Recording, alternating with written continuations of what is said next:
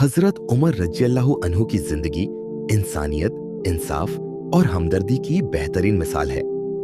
आज हम आपको एक ऐसी कहानी सुनाएंगे जो दिखाती है कि एक सच्चा नेता और इंसान कैसा होना चाहिए। ये वाकया हमें गरीबों की मदद करने और दूसरों के दर्द को महसूस करने की सीख देता है। एक रात हजरत उमर रज़ियल्लाहु अन्हु, जो इस्लाम के दूसरे खलीफा थे, मदीना की गलियों में घूम रहे थे। वो अक्सर रात में शहर का दौरा करते थे ताकि लोगों की परेशानियों को समझ सके और उनकी मदद कर सके। इस दौरान उन्होंने एक घर से बच्चों के रोने की आवाज सुनी। वो फौरन रुक गए और उस घर के करीब गए।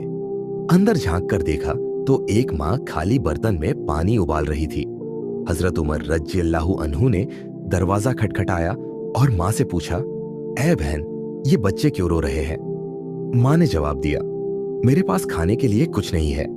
बच्चों को दिलासा देने के लिए मैं खाली बर्तन में पानी उबाल रही हूं ताकि उन्हें लगे कि खाना पक रहा है। सुनते ही हजरत उमर का दिल पिघल गया। वो तुरंत वहां से निकले और अपने घर गए। उन्होंने खुद एक बोरी अनाज उठाई। उनके एक साथी ने कहा, ए अमीरुल मोमिनीन, मुझे ये बोरी उठाने दीजिए। लेकिन हजरत उमर रज़ियल्लाहु अन्हु ने जवाब दिया, क़यामत के दिन मेरा बोझ तुम नहीं उठा सकते, ये बोरी मैं ही उठाऊंगा। हजरत उमर रज़ियल्लाहु अन्हु ने बोरी को कंधे पर उठाया और सीधे उस माँ के घर पहुंचे। वहां जाकर उन्होंने अनाज निकाला और खुद अपने हाथों से खाना पकाया। जब खाना तैयार हो गया तो उन्होंने बच्चों को अपने हाथों से खिलाया। बच्चों के चेहरे पर मुस्कान देखकर हजरत उमर रज़ियल्लाहु अन्हु की आंखों में राहत का एहसास था। उन्होंने मां से कहा, अब तुम्हारे बच्चे भूखे नहीं सोएंगे।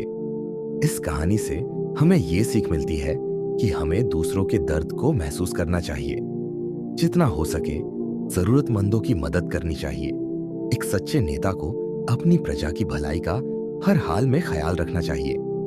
हजरत उमर रज़ियल्लाहु अन्हु की ये कहानी हमें दूसरों के साथ हमदर्दी, इंसाफ और इंसानियत के साथ पेश आने का सबक देती है। अगर हम भी उनकी तरह मदद का हाथ बढ़ाएं तो समाज में प्यार और भलाई का माहौल बनेगा।